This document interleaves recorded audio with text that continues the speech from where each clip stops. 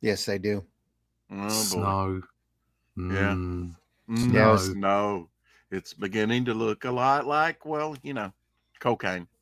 That's what I just circulated a video yesterday to the kids. It's beginning to look a lot like F this. Yeah. Get out and Well, get off and shovel my lawn. Exactly. Yeah. Snow used to be fun. It's not when you're old. It's supposed to be yawn. Well, where we're at in Michigan, it's just an aggravation. It's creaky. I'm too far away from lake effect snow. I'm in the middle of the mitten. Everybody else around me up north in Gaylord and the other G one that's up there, they ended up getting 3-4 feet of snow. All the UP is like covered in heavy snow. We got an inch. You probably get the wind off the water though, huh? No, not much. Get yourself lucky. We get an inch of snow over here. The country stumbles to a halt, a screeching halt. The area didn't stumble to a halt, Yeah, but at least it stumbles to a halt for a few feet. Yeah. We have the wrong kind of leaves on the line and the trains don't work.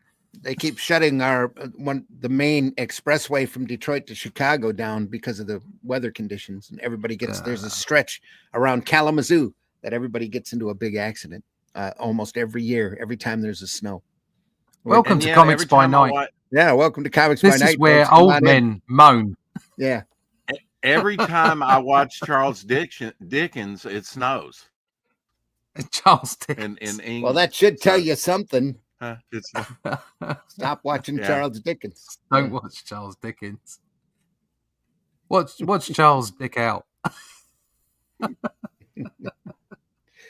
Well, so much for the family-friendly show this morning. Here we are. There's nothing wrong with what I said. It's only what you think I said. That's right. Nothing like getting the sensors up in the arms to start with. The chat is live this morning, folks. Come on in. For you, Russ? We're here. That is coffee. It's only my second, so it's good. There we are. Okay. I've hit the hot chocolate already this year. I'm trying to cut down to one pot a day myself. One pot of coffee. Yeah. Yeah. Trying to. My old man used to have the big industrial restaurant coffee. The 10-gallon or the 5-gallon jug. He'd make one every morning. He said, you can tap out of that coffee if you want, but you can't put anything in it. So if you drink coffee from my pot, you have to drink it black. So, yeah.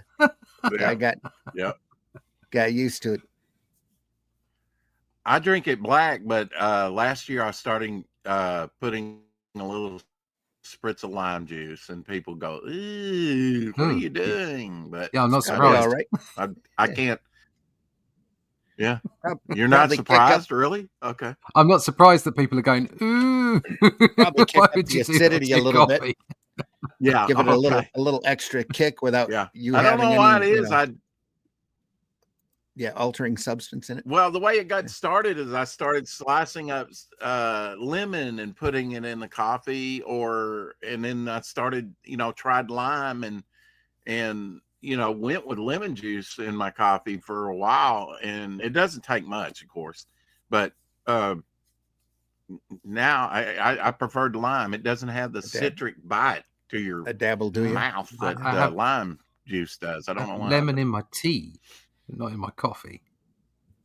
Yeah. Old farts talking shit. I get it, Russ. I take it like the Russians. I can't hardly drink. Yeah. The couple shots of vodka. Yeah. Oh, I watched the old classic movie Failsafe, which is a great movie with Henry Fonda and Walter Matthau and everything. Larry Hagman. Nuclear. Huh? Larry Hagman's in that show. Larry Hagman. J.R. Ewing from Dallas. Oh, yeah. Yeah.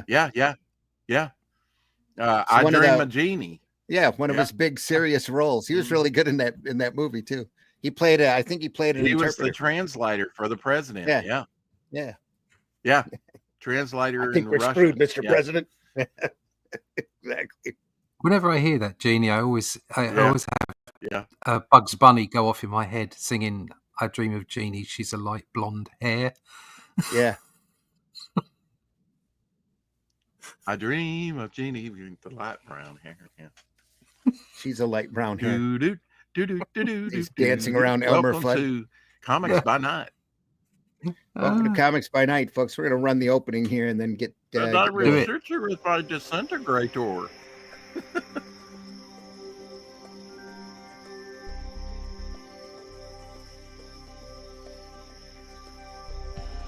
What was that? This is not a charade. We need total concentration. Now, once again, this time, with theory.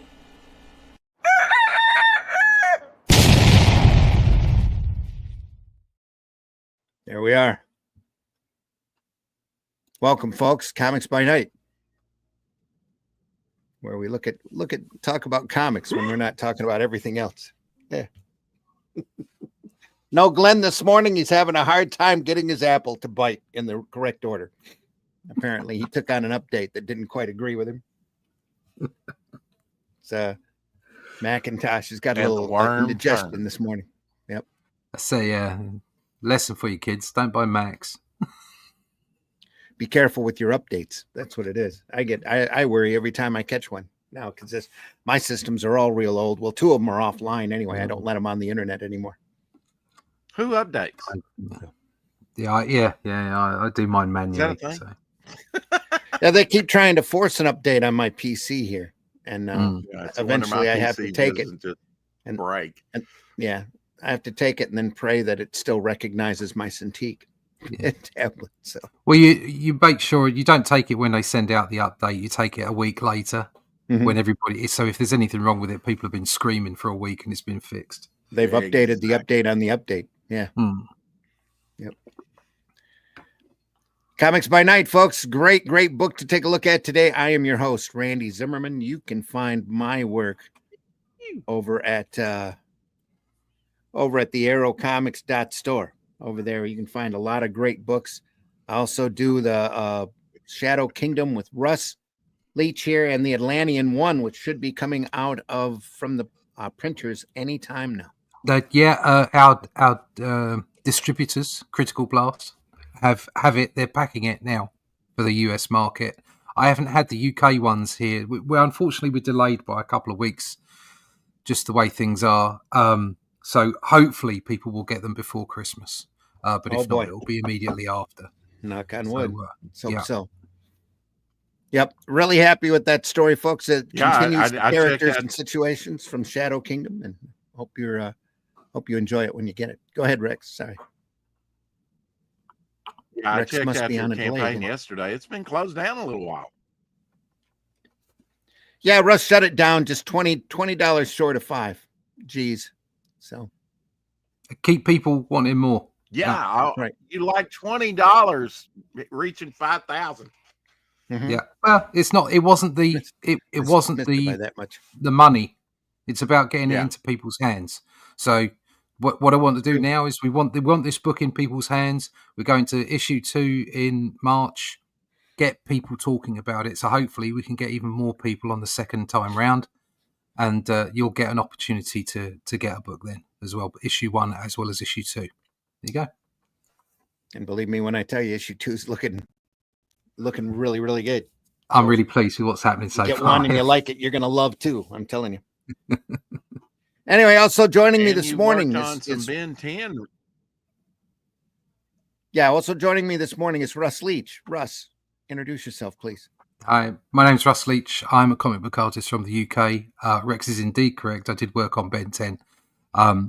If you go to my website, russleach.com, you can connect to all my social media outlets there. And I post up images every day, every other day, depending if I can get to it, of my archives. So you'll see stuff. You'll see stuff that I've done in the past, Ben 10, Batman, Doctor Who, Marvel stuff, all kinds of bits and pieces. My own work as well, Only Death Can Save Us. Most important at the moment, though, is the Atlantean. That's what I'm on currently. Issue 1 is going out to our backers very shortly, and it will be available again in the new year, along with issue 2, which is being produced right now. We're really, really pleased with how this is going. It's the best artwork I've ever done. It's every time I come back to it, I'm improving on what I've done prior. There's always growth. There's always room to grow. And I'm showing it to myself at the moment. We're really pleased with what we're producing. So check out russleach.com. You can sign up to my email list there, and we'll keep you up to date. There'll be a newsletter within the next few days telling everybody what's going on, how it's working out, and maybe there'll be some sneak previews of some artwork there as well. So if you go to my website, russleach.com, sign up for that email list. And if not, just check out the usual social media haunts. Absolutely. Yeah. Also joining us this morning, Mr. Rex. Rex, the Silver Fox. Hello. Introduce yourself. Yeah. With my new Doctor Who shirt that was sent to me from England for a birthday. Doctor Who. Yeah. New Doctor Who shirts. Doctor Who. Yeah. Celebrating 61 years. Although it's technically dead now. Sorry for that. Anyway, I'm over on YouTube. Check out my channel on daily with 4 o'clock shadow and other streams like this one. And we've got my book up on Fun My Comic and an Ash Can up on Indiegogo. So check out those projects under Devil Flyer. There you go. Yeah. Hope I'm not on too much of a delay.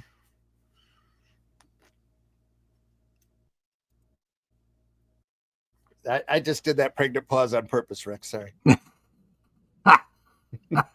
You would. We're looking at the great Blueberry this morning. Western sequential art by the master Moebus. Before we get going, Yeah. have a quick look at what I got. Oh, hang on. I'm going to blow you up here. There you go. Oh, there you go. Yeah, that's pretty. Got myself a French version. Yeah. What kind of? That's a hardback book. Hardback version. That's beautiful. Look at that. Wow. Look at that. Is it in French? Yeah. Okay. Mm-hmm. Cost me a $5. Bargain. Bargain. Thank you, eBay. Oh, you gave got somebody in tea for a week. You can pick up some real deals on eBay. Oh yeah, you can. Yep. Let me wipe out my name here. In fact, I need to go over and start up my Facebook page because I keep forgetting to do that.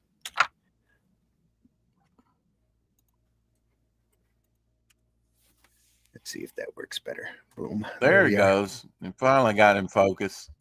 Yeah, it's coming in. Takes a little while. Takes a minute. Mm-hmm. I'll try to leave it alone. Haha. Yeah, that works.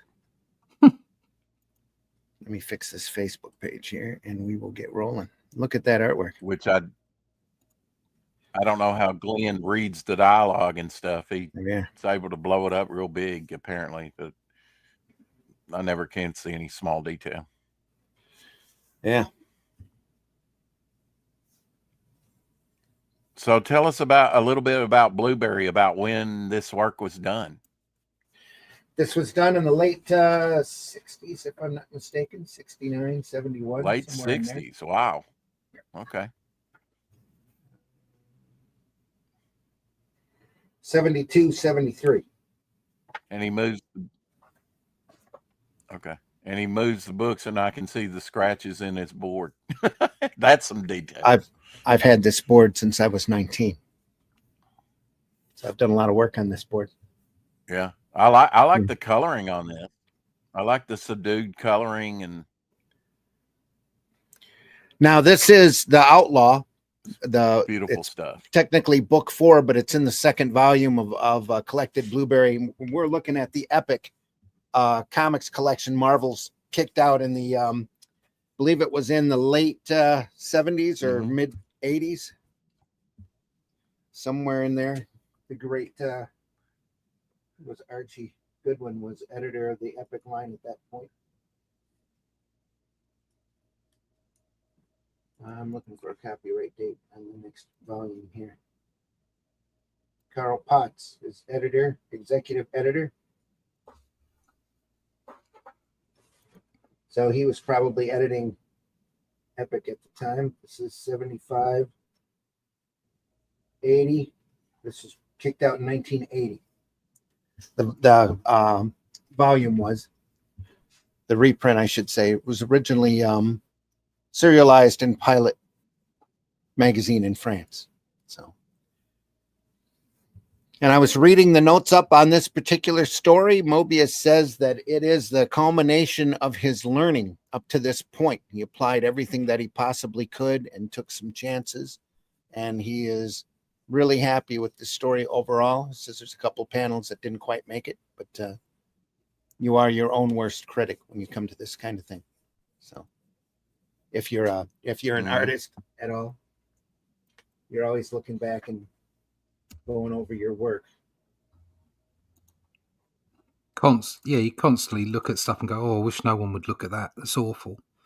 Other people outside, third parties, they don't see what you see as an artist.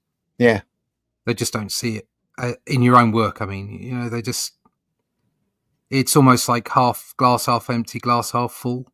When people are looking at your work, they're seeing it as a whole, especially in comic book format.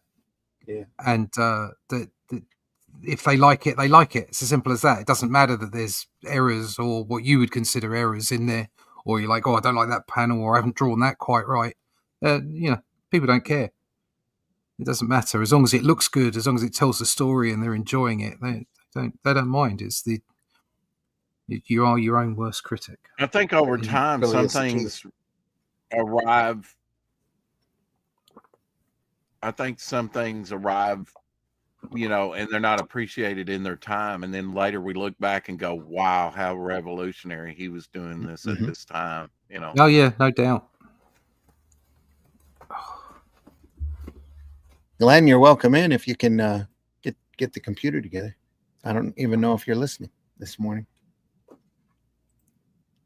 He said he thought he had it and would hopefully see us, and apparently not. So, never mind. See a great establishing shot. It's man against. Oh yeah. And these were all done. Man against the elements is always a cool story. Yeah. Yeah. I really love the coloring on this because it really isolates the figures in a lot of panels. Mm-hmm. A very earthy palette on that too, in order to sort of warm, cool palette. Mm-hmm. Yeah. A lot of exposition going on here.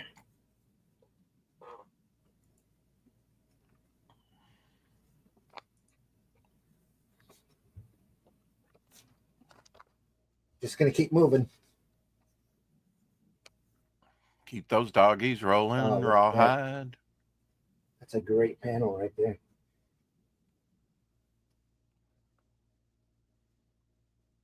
The grass and the cart there. Buggy. Also another great establishing shot. Topeka. I guess it takes a Frenchman to draw a Western. They lived in Mexico for a while and fell in love with the scenery. Ah, so okay. This is really a work of love for Moebius.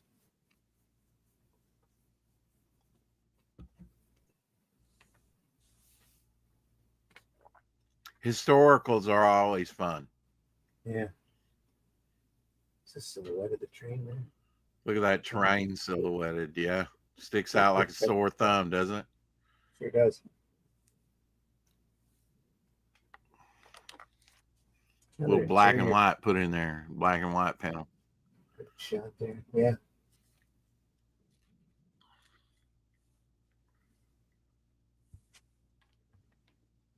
Great just like that fifth panel, I've noticed, he's got blank, white space isolating the figures,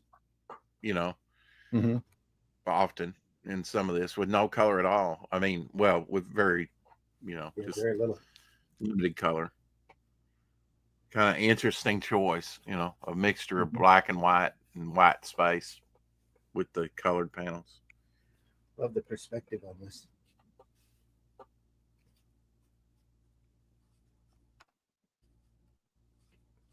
Folks, our audience is pretty decent this morning. Thanks a lot for looking in on us. We're live. We're looking at Moebus's Blueberry. We hope that you're enjoying this. The chat is open, so if you have a platform where you can talk to us, feel free to do so. Also, if you're on a platform where you can hit a like button, please do that as well. Appreciate any involvement with this show. It just goes to help our algorithms, even if you're watching it late or not live.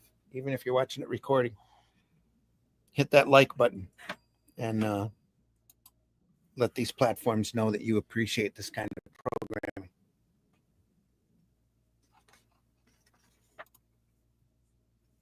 Interesting. Look at that. Beautiful.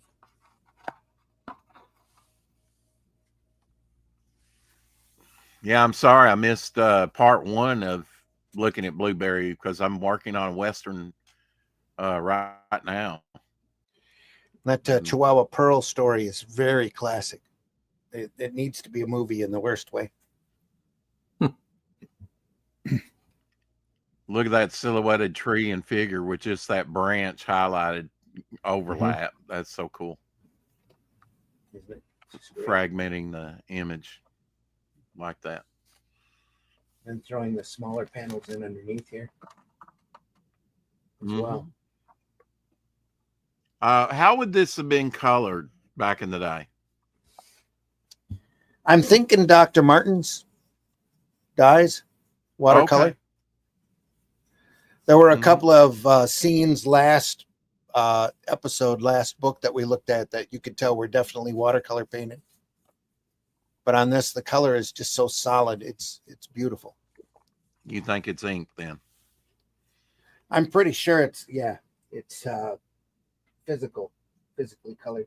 You can see a little bit of brush stroke working here in the grass on that tree. Love that first panel with the stump in the foreground, the wooded train in the distance. Here, yeah. Thick black hovering smoke. Every one of these stories is a lesson in storytelling. Sorry, Rex. Yeah, it really doesn't read as smoke, really. I mean, it's so dark and dense, Mm-hmm. It does and it doesn't. That's what I'm saying. There's not a lot of highlights in it to show you that it's not a solid form, really. Yeah. It's an interesting choice.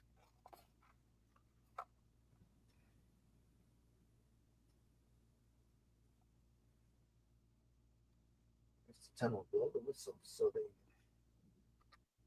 like the. I'm just amazed at the diversity of stuff that this artist has worked on. Mm-hmm. He's one of the most diverse, pliable artists I've seen. Yeah, one of the best.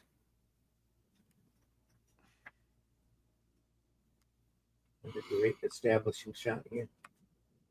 It's fantastic stuff.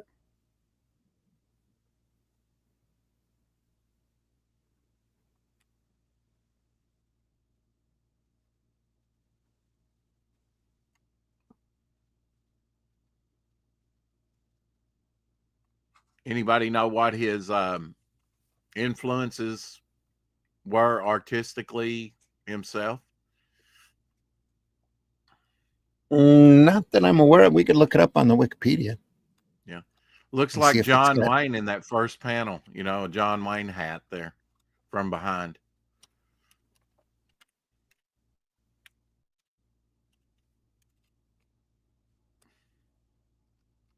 Where?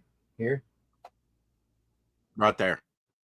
Yeah, it looks like Haas's hat from Bonanza. It does, doesn't it? Woo woo! You can almost hear that train.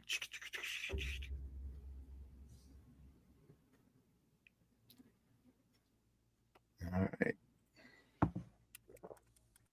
Let me look Love it up under that his sound actual name effect here. on the last panel there. Boom. You know, kind of reminds me of Sam Glinsman. God part.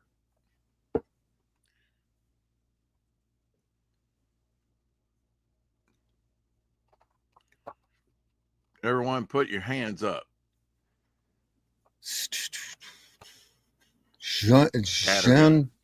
Jean-Henri Gaston Girard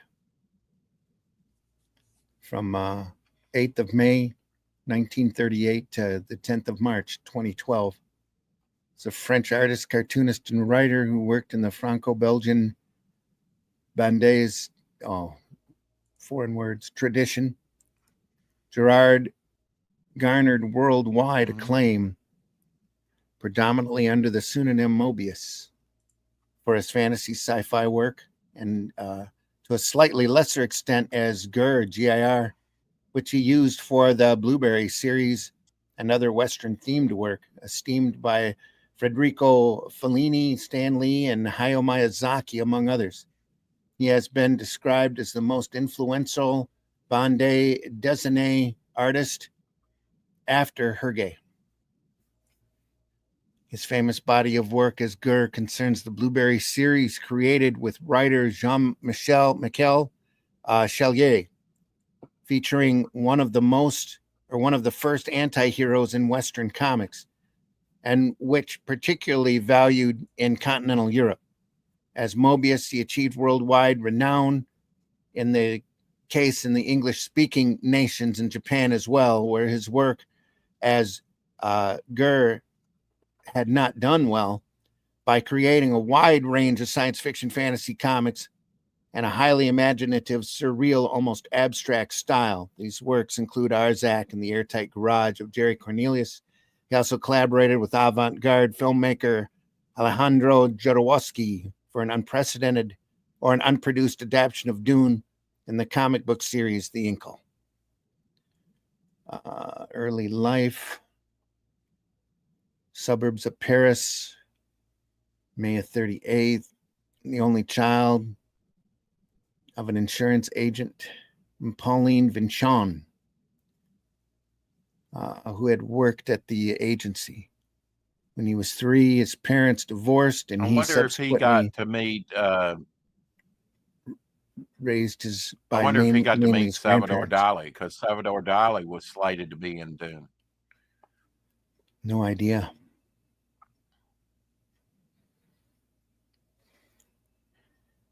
I know he was a big influence on Miyazaki, and vice versa.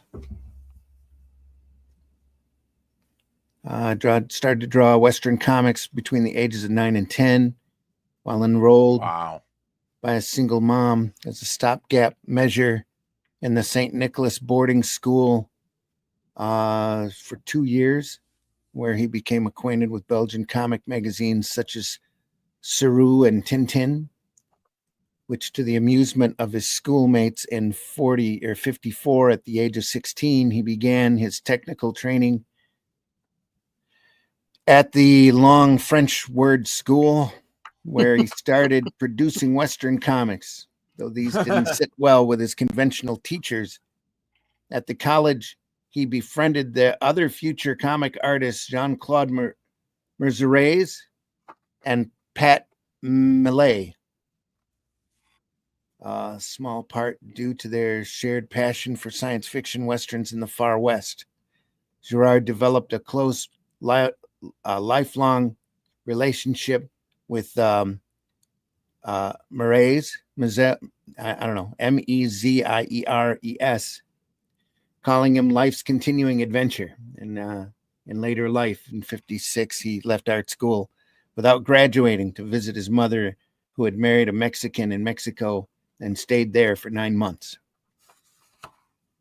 Experience in the desert, in particular its endless blue skies and unending flat plains, now seeing and experiencing for himself the vistas that had enthralled him so much when watching Westerns on the silver screen only a few years earlier, left an everlasting something, I don't know, another long French term here, something which literally cracked open my soul, which is what it translates to. Enduring impression on him, easily recognizable in almost all of his later seminal works. After his return to France, he started to work as a full-time tenured artist for Catholic publisher Florius Press, to whom he was introduced by Mézeres, who had shortly before found employment at the publisher. From 59 to 60, he was slated for military service in the French occupation zone of Germany and subsequently Algeria, on the shores of the vicious Algerian war at the time. Fortunately for him, however, he somehow managed to escape frontline duty, as he, being the only serviceman available at the time with a graphics background, served out his military obligations, being set to work as illustrator on the army magazine 55 Forces Français. Besides being assigned to logistics duties, Algeria was Girard's second acquaintance with other more exotic cultures, and like he did in Mexico, he soaked in the experience, which made another indelible impression for the young man born as a suburban city boy, leaving its traces in his later comics, especially those created as Moebus.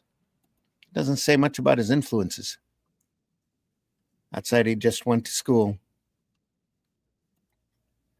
Wow, he got started early doing Westerns, though. Oh, yeah, he's been doing it all his life. 8 to 10 years old, he was drawing Western comics. The Lieutenant Blueberry character, whose facial features were based upon those of actor Jean-Paul Belmondo, was created in 1963 by Chelier and Girard drawings for Pilot. While the Fort Navajo series had originally been intended as an ensemble narrative, it quickly gravitated towards having Blueberry as a central figure. His featured adventures in what was later called the Blueberry series may be Girard's best-known work in native France and the rest of Europe, but later collaborations with Alejandro Jodorowsky, the early Blueberry before later collaborations with Jodorowsky, the early Blueberry comics used a simple line drawing style similar to that of Jaffe and standard Western themes and imagery, specifically those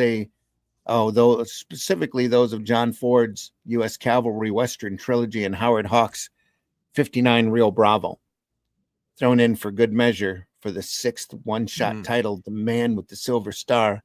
But gradually, Girard developed a darker and grittier style inspired by firstly the 70 Westerns Blue Soldier and Little Big Man for the Iron Horse story arc, and subsequently the spaghetti westerns of Sergio Leone and the dark realism of Sam Peckinpah in particular for the Lost Gold Mine story arc and beyond.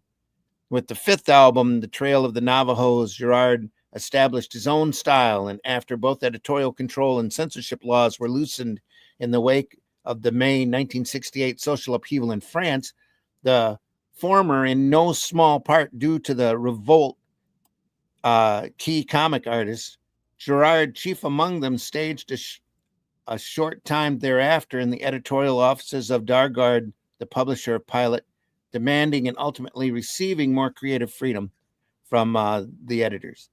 The strip became more explicitly adult and also adapted a thematically wider range. The first Blueberry album, penciled by Girard after he had begun publishing science fiction as Moebus, was much more experimental than his previous Western work.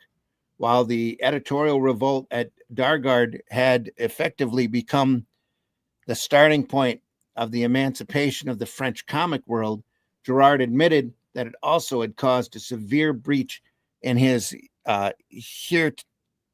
hitherto warm relationship with the conservative Goscinny, who was the editor, which never fully mended. He left the series and publisher in 1974, partly because he was tired of the publication's pressure he was under in order to produce the series, partly became of an emergency royalties conflict, but mostly because he wanted to further explore and develop his Moebius alter ego, in particular because Jodorowsky, who was impressed by his graphic qualities of Blueberry, had already invited him to LA to start production design on his Dune movie project, and which constituted the first Jodorowsky-Moebius collaboration.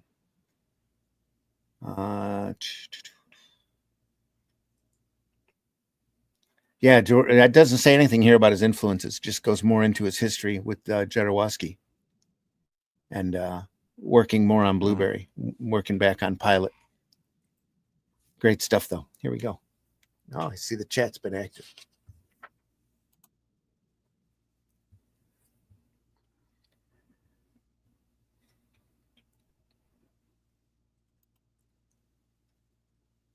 Fazurka, nice Blueberry to the color. Mm-hmm.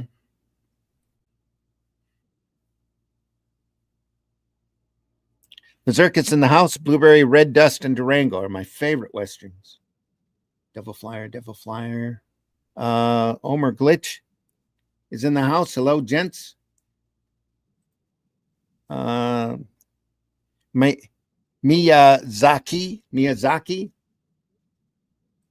Was I pronouncing it wrong? That was Miyazaki. Marvy in the house. Good morning. You can find some influences on Ralph May's art. His French artist draws Western comic The Undertaker traditionally. You have to check it out. Have a great weekend. Got to go back. Getting back to work. Thanks for popping in, Marvy. Always appreciate you being here. Genuine Comics in the house. Hello, Dave. How you doing? Fazurko? LOL. Anyway, sorry if I'm mispronouncing. Reading is hard, Homer Glitch says. Beautiful artwork. French is a butcher language and hard. Love language, my ass. I'll stick to Spanish.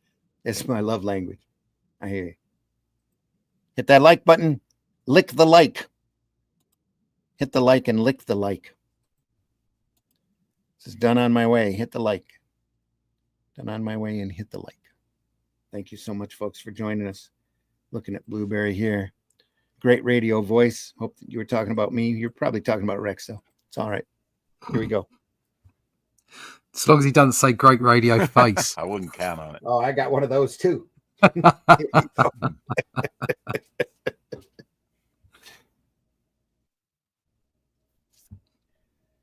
It's great stuff. Yes, yeah. It's beautiful. Does this artwork remind you of any other particular artist, Russ?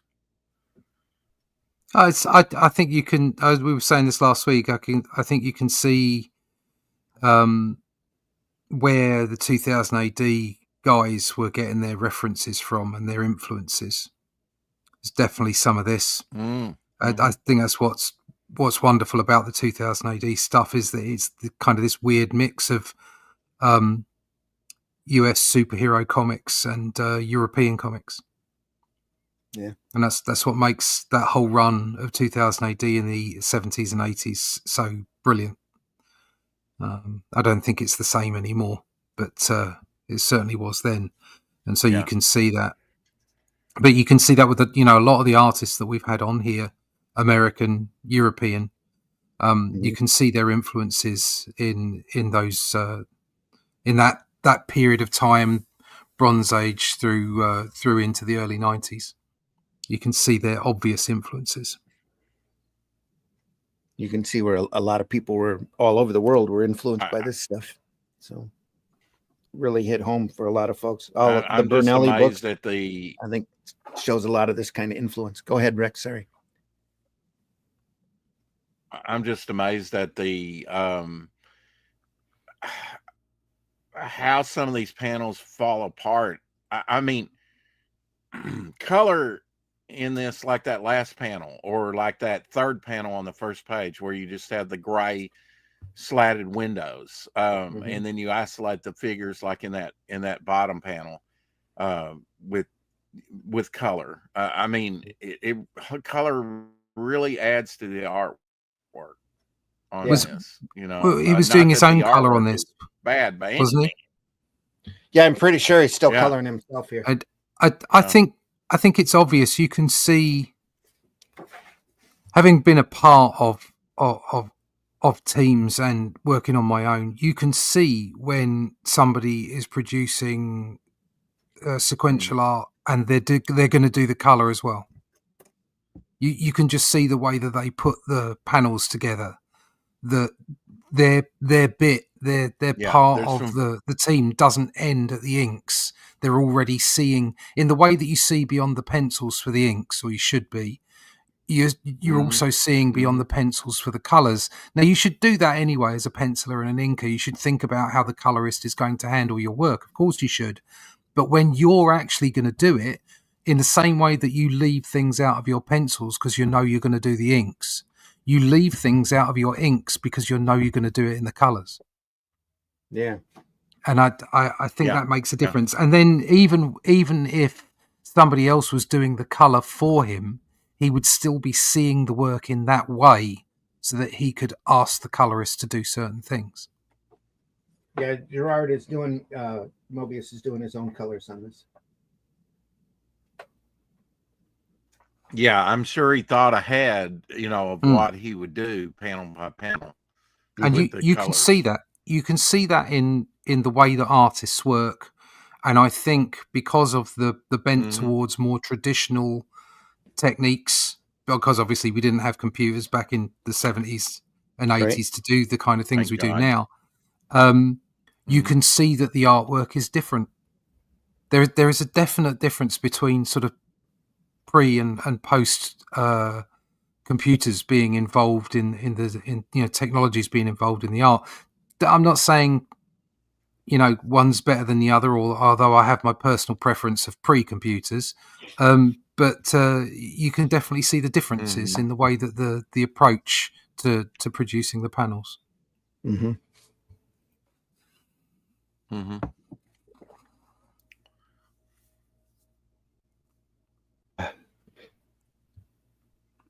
Great lighting down there on that guy. He's coloured in bluish. Yeah, that's great. It's great name here too. Yeah, you could.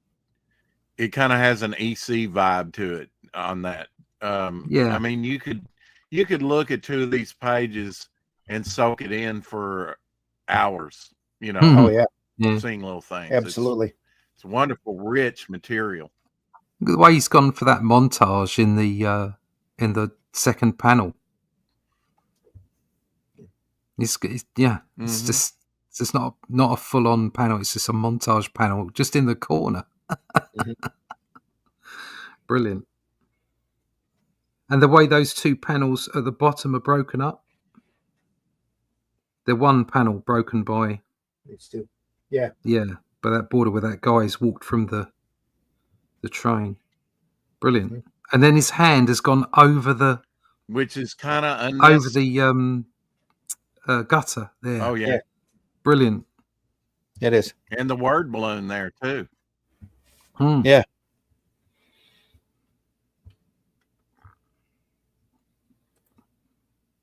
Homer Glitch says, both gents, all you guys sound great. It's like a BBC radio broadcast once the Brit starts. Metal Hurlant. The French did wonderful coloring. Yes. Hey yo. Hey yo. Guy from Red Bank. I got from Red Bank. See here. Guy from Red Bank. I definitely need more Moebus in my life and in my comic collection. Yes, we all do. Hello, Guy.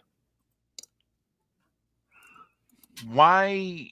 Let me ask you a question, Russ. Why do you feel like it was just an artistic thing? I see a lot of people think that putting that line down the middle, even though he's overlapping it a little bit with the word balloon in the hand, it's, I've heard Shadowhawk say, why didn't they just make that one big panel? Maybe because there's a punctuation of time there. That's it exactly. Every panel is a beat in Every time. panel's a moment. Yeah. So the moment has switched, even though it's the same scene. The moment has switched. So instead of trying to do 2 panels where you redraw everything in both panels, you simply split the panel up into 2 beats. Cinematic too, because your camera takes Yeah. a wide shot and swings over. Yeah. That's why this guy here is a bloody genius. Yeah. Because he intrinsically understands those aspects, those timing aspects of sequential art. That's Eisner pointed that out in the Comics and Sequential Art book, that every panel is a beat in time. And it's a frozen beat in time. And you read the dialogue, you move to the next panel, you've moved in time. Yeah. Whether consciously or subconsciously, that's the way it works. Look at that second to last panel there. It looks very John Wayne, but that horse's face is right in your face. Yeah. Mm-hmm. He's drawing some lovely horses as well. Yeah. Great shot. Oh, yeah. I think that's where you're pushed, because not everybody can do as that. Much as not a lot of people can do that. As much as obviously primarily anatomy and figure drawing, gesture and weight and what have you are the most important aspect of sequential art, because it's mostly about people, or at least about characters that connect to you as a human, okay, so that you can tell the story, whether that's animals that have been anthropomorphized or whatever. It's that anatomy that's so important, but it's like expanding that knowledge to animals, to the world around, to making things seem believable without trying to be photorealistic. That's what great comics are. It's impressionism, and to sort of give you the impression of a real horse or a real tree or a real environment. I mean, look at that. The scenes that he's putting together here. The 1, 2, 3, 4th panel on the left hand page there, where there's a few trees in the background, and a bit of grass. There's not a lot of work in there. There's not a lot of pen stroke or brush stroke in there, but it's completely convincing. You know where you are. You know what's going on. And that's that's when you can really pick out those genius. You can pick out those people that are really top of the game. It's really got scope too. Look at the third panel, a third to the last panel on the last page, where he just pushes back, and all he's doing is riding a horse saying Yahoo. But look at you see the mountain, you see the treetops, you see the amazing distance. Draw distance is great. The dust trail. And it's interesting, right above that in that panel, it says later, and he breaks up the word in that small little sort of Alex Toth box, square box. That may be. I don't know what the French word for later is, but I would suggest maybe it's shorter than LATER. I don't know. Either that or a bunch of little words. It might be a French expression, which were a bunch of small short words. That they just summed up in English as later. And instead of turning the caption sideways or redoing it, they just kept the box and just hyphenated the word. I would imagine there was a strict sort of, right, we're not changing this, boys. We'll make it fit. I think Moebus was overseeing all of this at the time. It was a physical decision on his part. Yeah. Looks very John Wayne in that second to last panel. Yeah. You got it right, Omar Glitch. It's like the line work is simplified but has the right amount of detail and could be punched up with more detail where needed. The point being is that this artist, along with the other, classic artists that we've been showing on these shows, they have an economy of line. You may look, that's the thing to spot. Mm-hmm. You may look at it and go, oh my God, look at all that detail. But they don't put anything in they don't need. Mm-hmm. Nothing goes down on the page that isn't needed. It's an economy of line. No matter how much you think it's detailed, it's what's needed for that work. And different people have different styles. You're always going to get people that want to put more lines down and fewer lines down. But it's always about the artist having the right economy of line. Mm-hmm. Omer says, yes, the panel moved through me. Awesome. So Moebus's morgue files must have been immense. I'm sure they were. Says the line work is simplified, but has the right amount of detail and can be punched up more detail where needed. Absolutely. So I feel like I'm copying and seething. The art is really good. Thanks, Guy. Glad you're enjoying it. That's why we do this, is to show this great stuff off. Now, see, he isn't French, but he looks French. Yeah.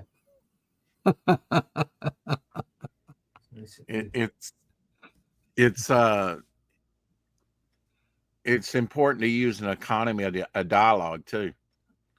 Yeah, it does sometimes help. Yeah. That's lovely. Look at that panel with the horses and the water. Good God. Mm-hmm. Yeah. How nice is that? In the background. Yeah.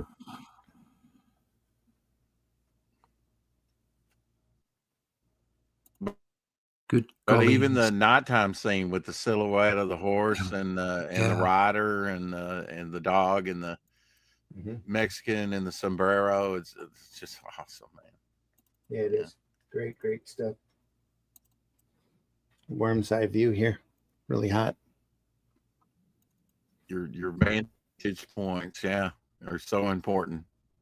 Yeah. Just look at this right in the right-hand corner on the second page with that red carpet or whatever that is. That just grounds the figures. And he does look French, Rush. Although he looks green. A green Frenchman. It's kind of a blue-green with green hair here. Yeah. I blow raspberries in your general direction.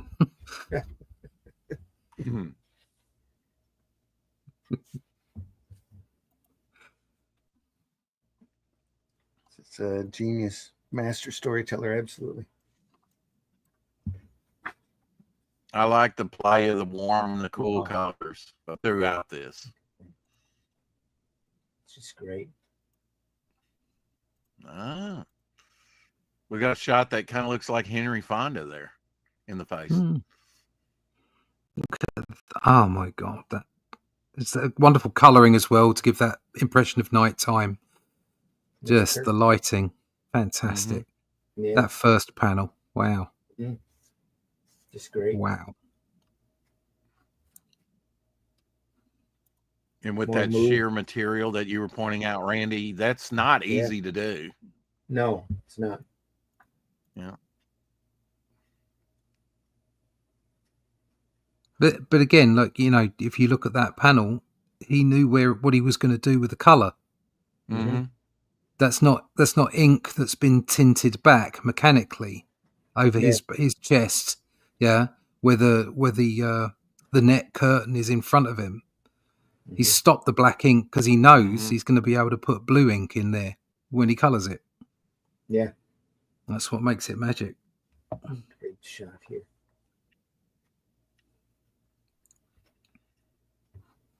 I'd love to see the script for this. Stay-at-home woman, if I've ever seen one. Sure is. Yeah. Wee poo poo. Won't you come in home? Won't you come up and see me sometime, big boy? I'm so fat, I'll wash myself with a mop. Yeah. Layer upon layer upon layer. Haven't given anything for you not to show up. So, got the kind of face a woman never forgets. Okay, now get out. recognized me right away. You ain't seen me in years. You ain't very hospitable, Guffy. Why do I keep having the feeling you were expecting me? You know where you can stick your feelings. So, I know. What about Cartwright? You that mean anything? He's the one that sent me here. It's that old son of a bitch. Guess my hide is that who you hang around with now? You're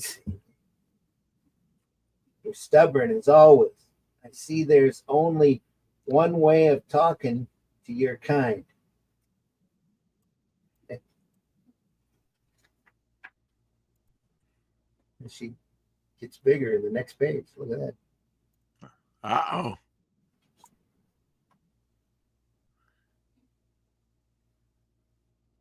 It's like Ma Parker. Yeah.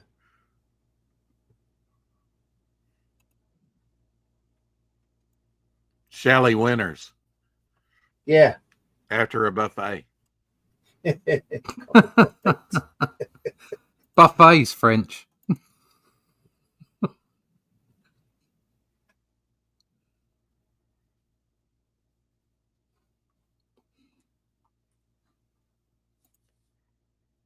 I said, tell her that I disavow what she said.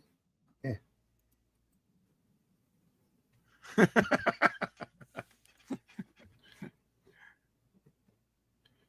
More hard conversation there.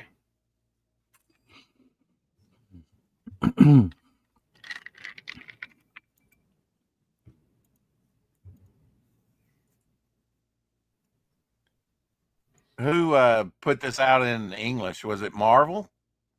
Yes, it was Marvel on a good streak when they actually cared about comics and sequential art. Back when Epic was running under Goodwin and Potts and Rick Marshall and all of those, just some phenomenal, great stuff printed back then that I think not enough people appreciated when it came out. No.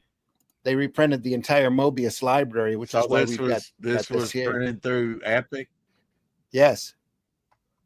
This was printed through Epic, their Epic brand. Okay. Yeah. Got that little E working right there. Okay.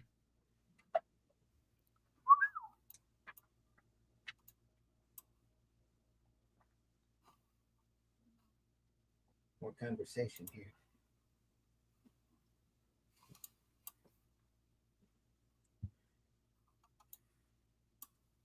Back to the main floor of the saloon, it looks like.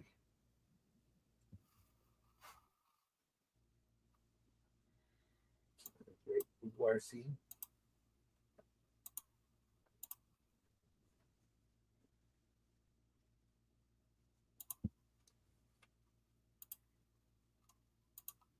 Homer says what that type of framing on those panel layouts makes it feel like 4 pages. Each page is split horizontally into 2 pages. Yes. So un-American like, not really done in American comics. No, it's not. We figured out in part 1 that he did these top and bottom.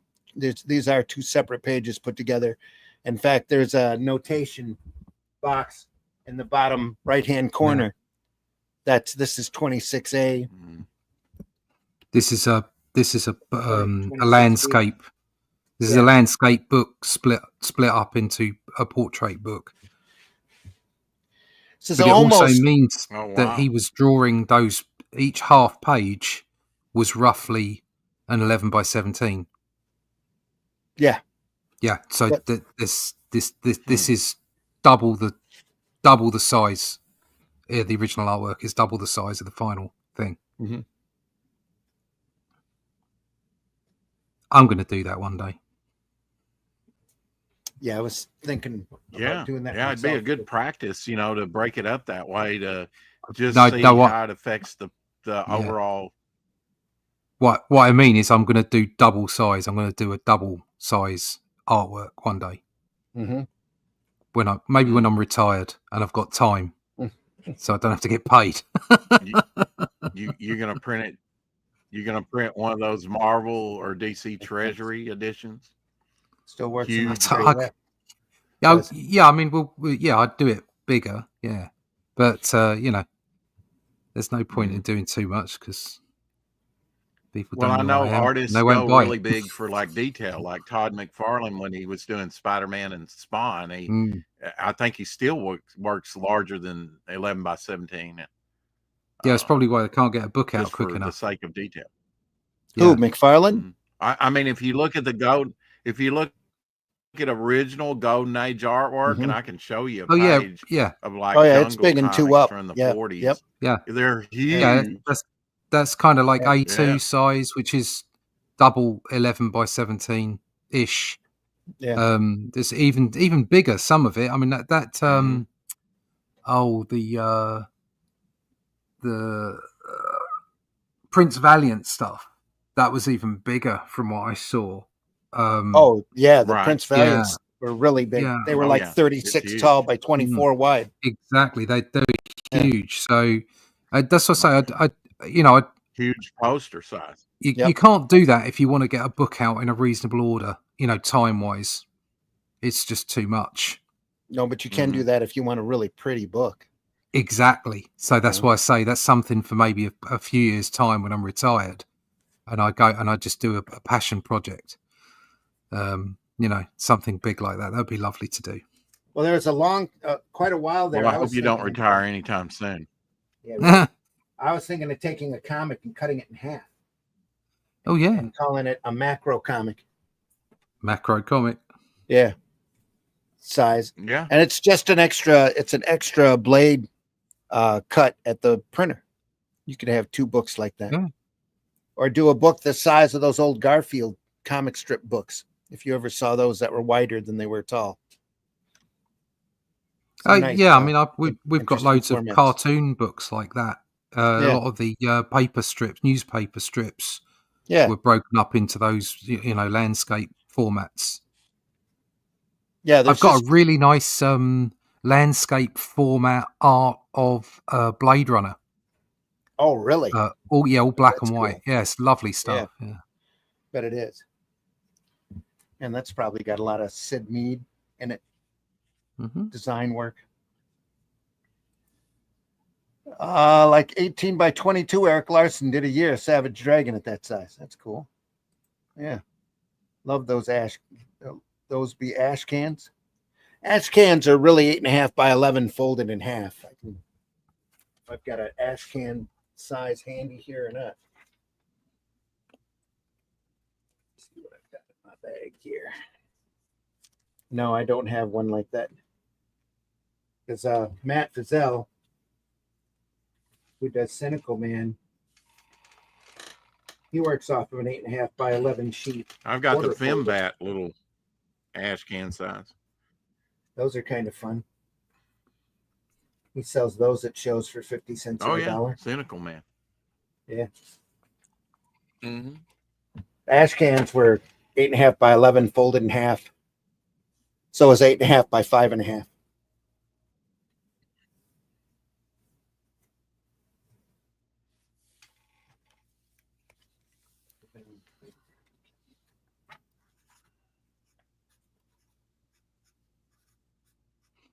It's almost like the old 50s comic strips style of look. Your Secret Agent X9 and Rip Kirby type panels work in here, and the way that everybody's all talking. How was this originally published? It wasn't like a strip, was it? It wasn't a graphic novel. What was it? Just floppies or what?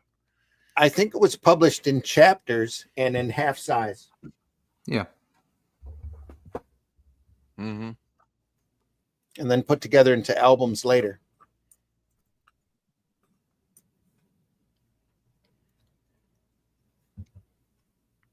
Love that lighting on her face in that panel there. Yeah, right there.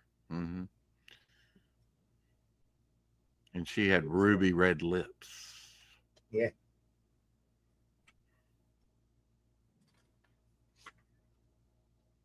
I wouldn't turn my back on her. No.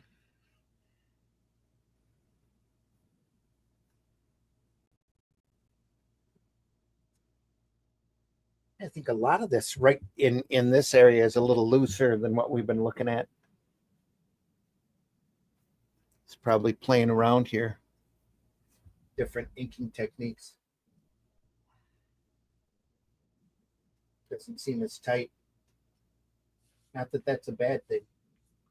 Mm-hmm. You know, drop characters back by putting a solid color back there, bringing him out forward.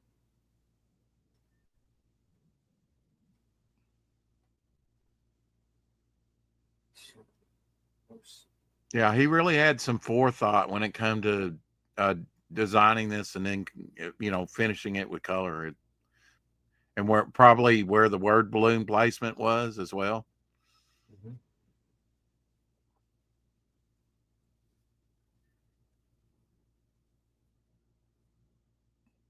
It's a paw.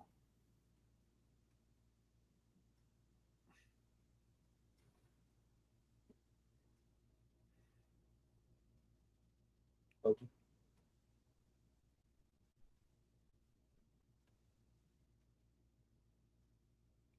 Is that gunshot effects? Paw. Yeah. Paw. Paw. That's interesting. Paw. It's an interesting transition from blue to red here. All of a sudden, it looks pretty stark. Mm-hmm.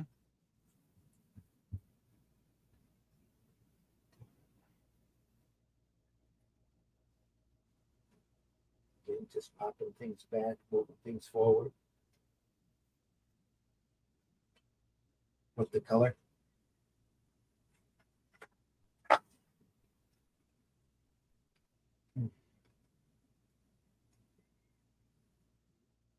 I'm glad you told me it was like half a page was the original page, though. That really,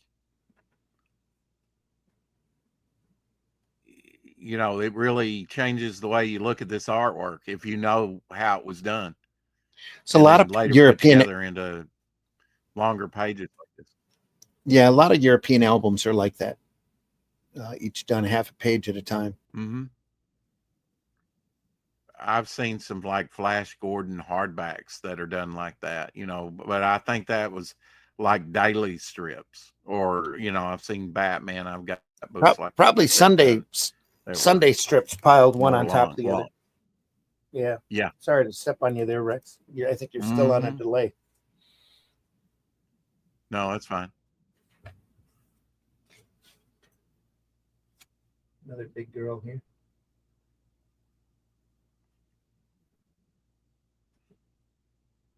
Russ, you're not very talkative. Are you just soaking all this in?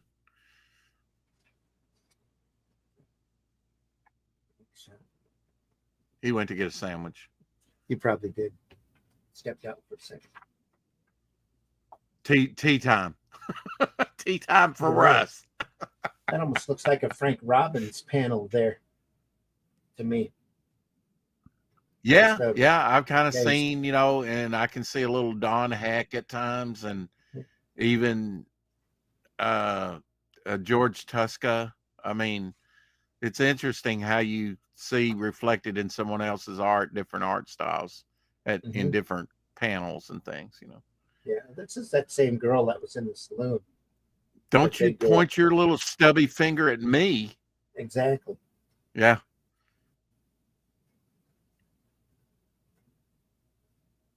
Yeah, she didn't look like the same character in the previous pages, but because she was outside here. I thought it was a slightly thinner girl than the one in the saloon, but it's not.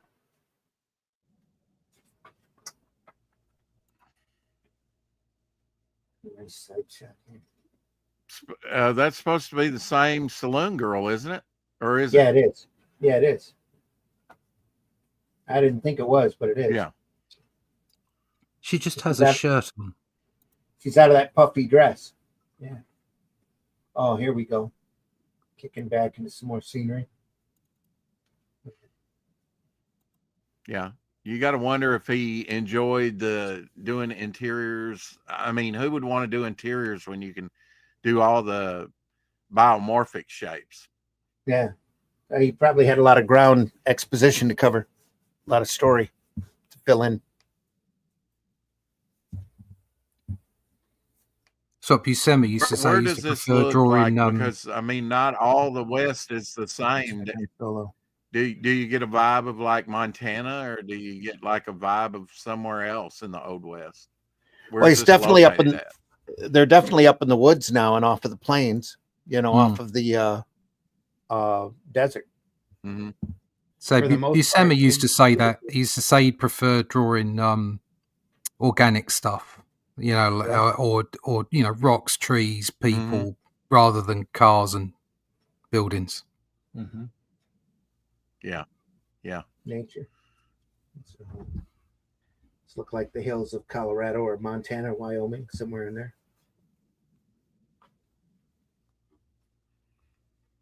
Yeah, you got to wonder if we did this, there would already been 5 gun battles, 3 fist fights, you know, some broken furniture, all types of stuff. That was earlier. Yeah, he did have that. Yeah. I think it's called pacing. Mm-hmm. Boomer says that blonde is a beauty. See where Aaron Lepresti stole the look for his Wrath of God babe. More than likely. Yep. Or at least was heavily influenced. As times have changed. Yeah. Mm-hmm. Another great silhouette shot here. There's still a few of us doing books like this. Yeah. Obviously, we're not measuring ourselves to this kind of benchmark because this is fabulous. But it's the direction we're all going in. Well, it's art, you know, when you're doing this in style and mostly yourself. Look at that panel. My eyes, yes. Well, this convinces me I need to start working like Glenn does and ink some more, you know, colored inks. Oh, Dr. Martens are amazing. You can get some great effects with that. You'll need some illustration board, though, or it'll warp that board real quick. Yeah. Mm-hmm. That's the downside. It is quite an expensive process. And can be time consuming, especially if you're pressed on a deadline.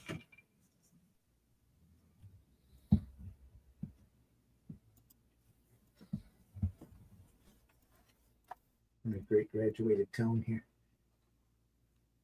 Up against this brownish red.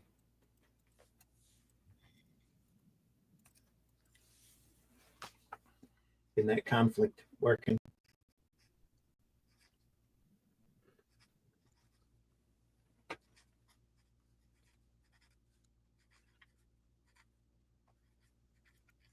Back in a mine, it looks like. Lighting effects. Like they're inside a mine here. They're the perfect culprit, blueberry.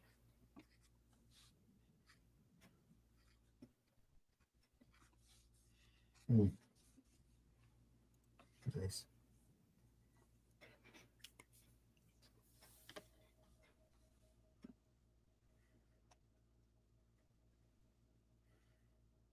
Light working. You could see stuff like this produced with traditional inks and stuff in the 80s too. That was kind of just right at, you know, as computers were just coming in.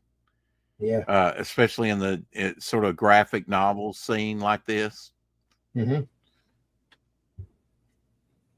Some really great. And again, this is right during that period. A lot of great Marvel graphic novels were done. Real artistic stuff. Even Super Boxers has some. That flag reminded me of something that I haven't thought up in a long time. Back in '97, I had a fire that burned up my first comic book collection that I've been collecting for 20 years, ever since I started collecting. And I had a very historical American flag. It had 48 stars on it. It was the flag that draped the casket of Calvin Coolidge's burial flag. Good Lord. Oh, wow. And that burned up in the fire as well. Oh, no. I hadn't thought about that in a while, but yeah, it was Which a is loss. just watercolor. It's cheap and is similar. Although them Dr. Martin inks are beautiful, I would argue that watercolor is so much more versatile than colored inks. Everybody's got their favorites. You just have to play with the materials. I've seen some great work in both directions. Or in both Wouldn't you media. say that ink's probably more solid? But they might be brighter. Those Dr. Martens are a lot more solid and vibrant. Yeah. Brighter, yeah. Yeah, especially when you're painting on an illustration board where it's not soaking in. You can get some just great solid shapes. Yeah, and yeah. Just fantastic. But again, someone who really knows what they're doing, you know. Yeah, yeah. Either way. But you have to do it for a while anyway. I mean, it's a developed skill. It's not something that not very many people are going to pick up naturally. HR in the house with a bunch of emojis. Oh, buff and stuff. Wish you the best. HR, thanks for stopping in. Hey, HR. That's the end of The Outlaw. It's the end of the book, is it? End of the book. Yep. That's it. We're done. The angel face. Oh, look at that. The words of Chief Seattle. It's done a little bit more in his.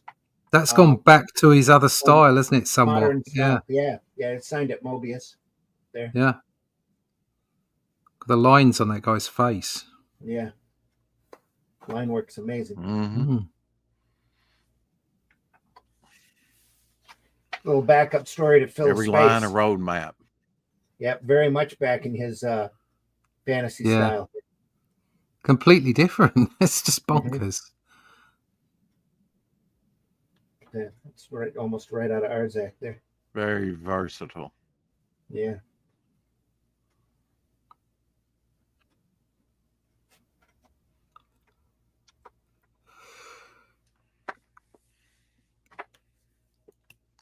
Be it. We are at the end of living and the beginning of survival. That's how that ends.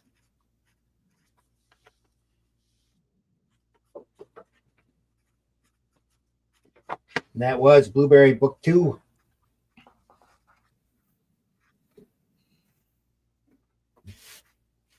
Nice. We stay on Blueberry next week or go someplace else. Something else, yeah. Go somewhere else. There are 5 Blueberry books. We can always come back to it as well. Yeah. We'll find something else to cover next week, just as a bit of a change of pace. If anybody out there has a suggestion of stuff we should be looking at, feel free to drop us a comment. We'd be more than happy to take it under consideration. I think, have you got the Titan print of Judge Dredd and Judge Death? We've looked at the Brian Bolin Titan book, remember? About a couple months ago. I don't know if I was there or not. I'm pretty sure you were. Oh, yeah, we did the first one. Yeah, did we do Judge Death, though? No, I don't have the second one. Oh, okay, we could do Judge Death. Any of the ABC Warriors stuff. I've got all of that. Maybe some Carlos Esquera Strontium Dogs. Yeah. We looked at stainless steel rat. Yeah. We looked at stainless steel rat a while ago. We did, yeah. The blueberries have gotten decent numbers, though. Last week's show was kind of nice. Yeah. I think we almost broke 100 on the Indie Comics Network side. Really? Oh, that's good. That's good. And that comics book, too, last week almost broke 100. Yeah, well, I had a lot of people saying they liked that show. Yeah. So we got the second half of that to do on Sunday, haven't we? Yeah, that's coming up this Sunday. We'll go through the last half of this book. We're right at the point in the 50s where the Comic Code Authority kicks in. That's comics, the history of comic books in America. Let's see out the year with Blueberry then. We'll do Blueberry 3. And then start something new in January. We can do that. We can do that. It only gets better from here. Yeah. I mean, people like it, give the farther in he goes. Give the audience what they want. There you are. These are good. Says, have you seen McCoy comic? No. Who? HR ask a question. Let me climb up. McCoy? No. Have you seen McCoy comic? No, I can't say I have, HR. Send us a link or something. We'll be more than happy to take a look at it. Yeah. By A.H. Palacios. Okay. So that was a good show. You guys are doing bangers lately. Well, thank you so much, Omar Glitch. Deeply appreciate that. We'll take all the compliments we can get our hands on.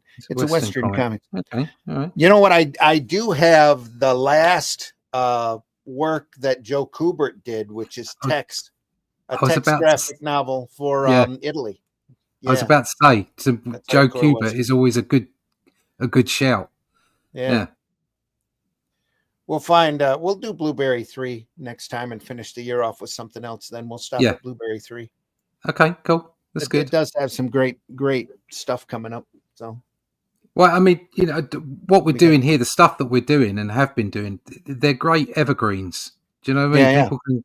People can come and look at this. They don't have to listen to us, babble on. They can put it on at 2 times speed and just flick through the pages and see the art. See the books. Yep. Get an idea for what they could get. I mean, obviously, you're never going to get it as good as if you go out and buy the book yourself. There's always limitations to what we can show online, but it's a good way to see what else is out there, which is what this series is all about. It's what we do. It's just to say, look, you don't have to read Spider-Man. There's so much great sequential art out there from all over, everywhere. From everywhere, yeah. Yep, we should probably do a little bit more Japanese comics. I was just thinking that myself. We should maybe try some of the Japanese and is it Korean? The Korean stuff. Yeah, some of the Korean stuff. I would. The other thing I'd do is I've had a chat with Red Dragon, our publisher in Brazil. Everybody, so check that out. And they said they're going to send me a couple of books because Glenn was after one as well. I said I'd give them your address so that they could send you one as well. That would be great. I'd love to have it. Yeah, I mean, Alex is totally on board. He said, "Yeah, no problem. I'll get you a book. Just let us do some bits and pieces, and then I'll get it sorted out." Yeah. But they have some nice books on their site as well. That it might be quite nice to look at some modern books as well as some older books. Good point. Because some of the artwork on there is really, really good. Yeah, fantastic stuff. Well, and there's also what we were looking at, those public domain books too. Maybe go over some Crime Does Not Pay material. You don't have to worry about a funky camera. Funky. Yeah, to say the least. I was thinking about maybe buying you one with a manual focus on for your Christmas present. Then I'd sit here all day playing with the damn thing. Oh yeah, well let's see if I can get tighter on this. Yeah. Anyway, Tijuana Bibles, we would, folks, Omer Glitch, but we are on YouTube, and I have the book on Tijuana Bibles. It's got a lot of them printed in there, but YouTube would probably have a major fit if they saw, because a lot of that material is pretty hardcore. So, but it would be fun to show them off, but we'd have to throw censor boxes all over it and all sorts of stuff. Though I have been watching a couple of sites with folks that are showing off old underground comics, and they're showing more and more stuff. It is art, and I'm definitely not that much of a prude to not want to show that material off, but I just don't want us to get into trouble with YouTube and suddenly the channel is gone. Yeah, because that's what would happen. We'd show this stuff off, and 6 months later YouTube would just shut our channel down, just boom. So you were showing explicit nudity or adult stuff or whatever. So say, are they really that bad? Yes, they are. That was the whole purpose of the Tijuana Bibles. And a lot of times it was using characters that if they tracked down who did them, they'd sue them because it was copywritten characters. So it wasn't just nakedness; it was pornography. Oh yeah, there's a lot of hardcore material on there. Sometimes a little right on the level of Pornhub. Comics creators with good experimental panel layouts would be nice to dwell into. We have covered a lot of Alex Toth on this show. I've got a lot of books by Alex that we've looked at, that kind of stuff. I thought they were like church preaching. No, those are chick publications. Homer Glenn. Those are completely different from Tijuana Bibles in every direction you can imagine. If you put Tijuana Bibles into Google, one of the first images that comes up is Mickey Mouse giving Minnie Mouse one on a sofa. Yeah. There's a chick publication right there. That's how big those are. There's some pretty fruity stuff. We still find these in truck stops and that. Oh yeah. Yep. Very hardcore material. And that's just the stuff they're showing me on the Safe Search. Yeah. We have a lot of animators that got their emotions out in comics that way on those Tijuana Bibles. And some of them were Disney animators, from what I understand. Wow. Steranko, Neil Adams, Toth. We've covered, we had the big book of Nick Fury, that the artisan edition that we looked through on Steranko. That was about 3 weeks worth of shows way back when we first started. Neil Adams, we just got done going through Dead Man. And it's a lot of really great stuff there. And Toth, like I said, we've done his InDesign book, his Hot Rod book, a couple of other of his titles. Zorro, I think, is the most recent work by Toth that we've looked at. It's great stuff. Says, weren't they the same size? Nope. The Tijuana Bibles were set up more like they're more like that Cynical Man book that I showed you earlier. They're kind of quarter folded ash can books. Some of them were kind of like that, a little taller. Other ones were about set up in that direction. But a lot of it was all made to be printed incredibly cheaply, inexpensively on probably an 8.5 by 11 sheet, folded and stapled, hand stapled. So I don't have any actual Tijuana Bibles. I do have a book on them, though, that's got a lot of those, all of the content in there that they could find at the time. And it's pretty intense, pretty hardcore stuff. It's funny. I'm pretty sure we'd get into deep trouble showing it off, put it that way. It's very funny. Is that Moebius's first name on the cover? The Chalier, or that's the writer here, and then the Moebius.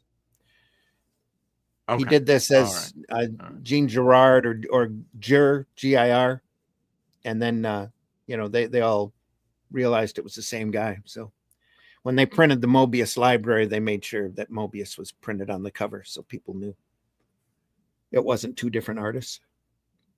Sergio Topi, Dino Battaglia, Gianni De Luca. Sure. Pardon me. I've got Valerian. We've got Tintin. I've got, we looked at Corto Maltese, classic stuff.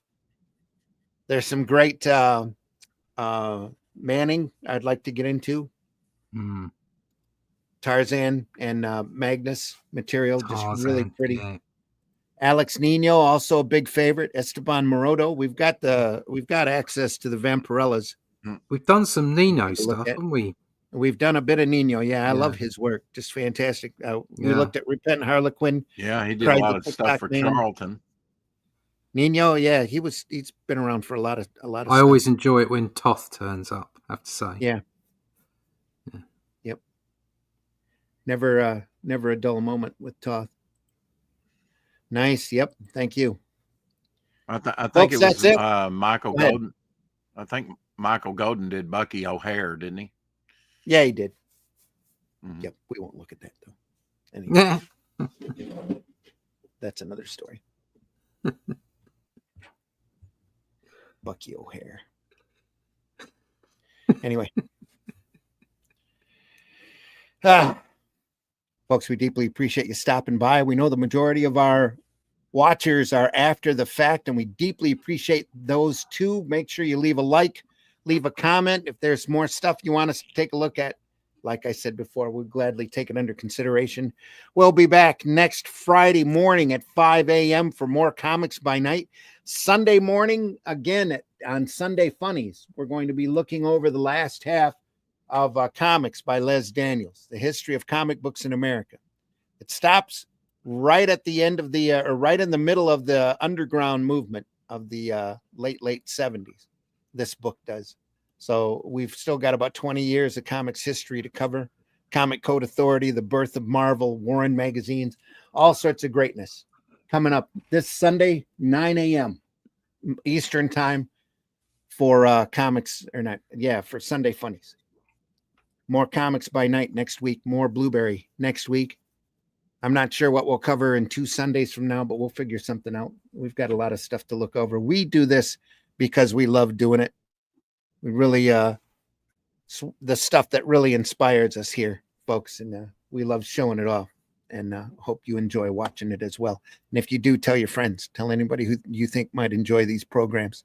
We are archived over at the Indie Comics Network YouTube channel, the Comic Book Black Belt YouTube channel, and the Randy Zim YouTube channel. Please go over to each of those channels and subscribe, if you'd be so kind.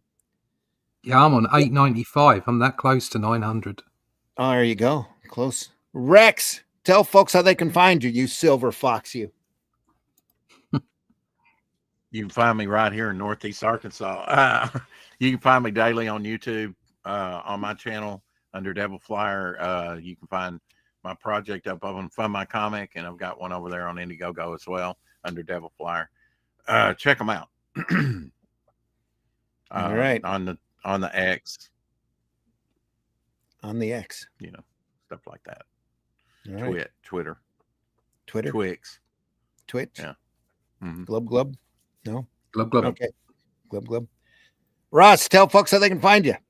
Yeah, you can find me at russleach.com, all the usual social medias there. No TikTok, though. No OnlyFans and no Glub. But you can sign up for the email list there, and I'll keep you up to date with all the latest going-ons with the Atlantean. Issue 2 is in production right now, and we'll be going live 1st of March next year, when you can pick up a copy of issue 1 as well. So go to russleach.com, sign up for that email list, and we'll give you snippets of information, bits of art, what have you, about the production of the series, which we're really very pleased how it's been going on. So far, we've got a good response from our book, The Shadow Kingdom, which is the Atlantean, is a spin-off from that. So check it out, russleach.com, sign up for that email list. Shadow Kingdom, folks, available Barnes & Noble, Amazon.com. Or else did I just see it today? I think that we are officially up at Walmart.com. We are in Walmart, yeah. They're available online at Walmart.com. Look for the Shadow Kingdom, Arrow Comics. Randy Zimmerman, Russ Leach. Great adaptation of a Robert E. Howard, the first sword and sorcery story by Robert E. Howard. It's got Cull, it's got Brule in it. It's a faithful adaptation of the public domain story, The Shadow Kingdom. If you enjoy barbarian stories, sword and sorcery work, this is the first and some of the best. We tried to keep as much of the prose of Howard's work in there as we could in a show don't tell format. So extremely proud of this book, whatever format you find it in. And there are multiple formats. If you don't like it in black or in color, you can pick it up in black and white. If you don't like it magazine size, you can pick it up in anime size. All sorts of different formats, but make sure if you get that. Also, the Shadow Kingdom is available in hardback as well, in a beautiful $39.99 book. It's just fantastic. And that book has all of the information that the campaign book has in it as well, if you get the hardback book. So, and there are a couple of the campaign books still left available over at arrowcomics.store as well. Excuse me just for a second here. Somebody fill in here. Oh, right. Okay. Yeah. Go to arrowcomics.store. Buy more Arrow Comics. Please do. Anyway, sorry. I had a bad cough. I didn't want you to hear. Also over at aerocomics.store, you can pick up books like Hero Bot Zero. It's a comic I did all on my own. It's a fun story about a 3-foot tall giant robot that fights monsters and defends the city as long as he can do it on the clock. You can also find copies of The Fool over there, and Calico of Shard, and Paragon. Alice in Chains is available over there. Go and take a look, aerocomics.store. So there's also a few digital files with a little cartoon monkey that are, I think, are kind of fun. That I did little cartoon monkey named Spank. So, yep. Issue 2 is my favorite. If you get a chance. So there's a Thunder. Okay, that's Frazetta. Is that Frazetta Thunder? No, that's Bob Powell. Okay. Yeah. Gorilla cover. All right. Nice elephant. I got those Dracula Lives comics from that auction. Did you? Yeah. First 50 issues. First 50 issues. Man. Good for you. £100. So it's £2 an issue. So what a deal. Can't go wrong there. Very good. Are those English editions? They're the English Dracula Lives, like newsprint versions, with a slightly glossier cover. I wonder if the content's the same. I don't know. There's a whole bunch of Gene Colon in there, so that's all that matters. It is, especially in black and white. That stuff's got to shine. Well, yeah. Because I was asking that because in Australia, Planet of the Apes was really huge down there. So they ended up taking the Marvel Killraven books, all right, and redrawing over the Martians, putting apes over the Martians. Apes, yeah, and releasing them over in Australia. Planet of the Apes magazine. They were great though, because they were kind of like, they kind of had that Savage Sword of Conan vibe, as in it had a painted cover. Well, they started off with painted covers. So I've got the first 10, I think, of those. I don't think there was much condition. More after that. Yeah, it may have gone on a bit longer, but I don't know how much longer. But I've got the first 10 as a set. So I imagine they ran longer in Australia, but I don't know how long they ran in well, you know the Australians, they like weird things. They like Phantom. Guy in striped underwear, always good. Oh yeah. We love the Phantom, by the way. So anyway. Folks, more stuff soon. We're here twice a week. Like I said, Sunday Funnies, 9 a.m. Comics by Night here, 5 a.m. Eastern Standard Time. We're so glad you all stuck around and that you're still here. And we hope you enjoy this program. Please, if you love comics, spread positivity about this art form. Tell your friends. Give comics as gifts for the holidays. Just spread. There's so much great comics out there. And it's the field is becoming less and less appreciated all the time. I would suggest we are the Joe Rogan of comic books, because we're the only ones doing long form versions of this, where we look into a book and we take the time to appreciate it and chat about it and talk about aspects of the industry while we're looking at the books. And I don't think there's anybody else doing that. Not in the way that we're doing it anyway. So. And we do our best not to be fake, like walking up to the camera and going, "Oh, hi. Speaking of bowling, let's look at a giant robot book." Yeah. Absolutely. Folks, we love you. Thanks a lot for being here. See you very soon. See you on the next one. Indie Comics Network, Comic Book Black Belt YouTube channel. Rex has got a whole series of programming as well to listen to and enjoy, and the Indie Comics Network has got a wide variety of stuff as well. Not just us, not just old farts talking comics. There are books, there's podcasts on animation, podcasts on modern comics, all sorts of stuff over there. Indie Comics Network. Go over there and take a look.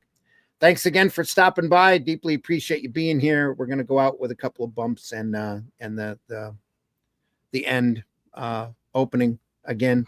We'll see you soon. Take care, everybody. Have a great weekend, everyone. Read more comics. Visit your retailer. Dig up those old comics you've got sitting in your basement. Dust them off and take a look at them, especially the ones that you love, and remind yourself how great this art form is. And then get to work. Words and pictures, folks. Get to work. We'll see you. Hey, everybody, we're all going to get laid. Let's talk about buttered sausage. Talk about buttered sausage, where it comes from, what it does. Why is it doing what it's doing? Get it out of my face. Buttered sausage.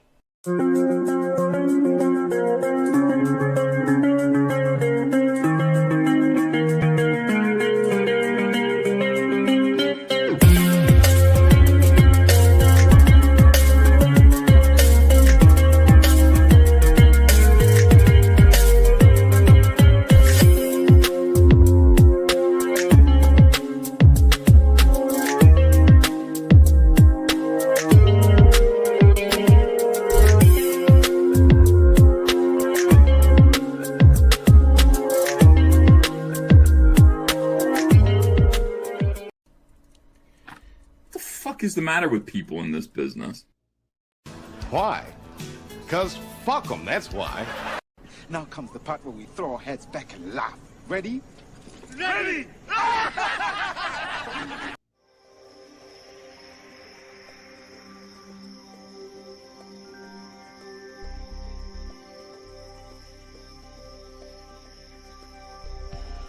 What was that? This is not a charade. We need total concentration. Now, once again, this time, with theory. Some men just want to watch the world burn. Can't nobody tell me nothing. How dare you? Get off my lawn.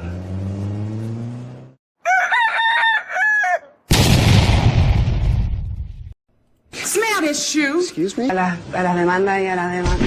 그 모습을 나타내면서 Know how much Smell that I shoe. will not.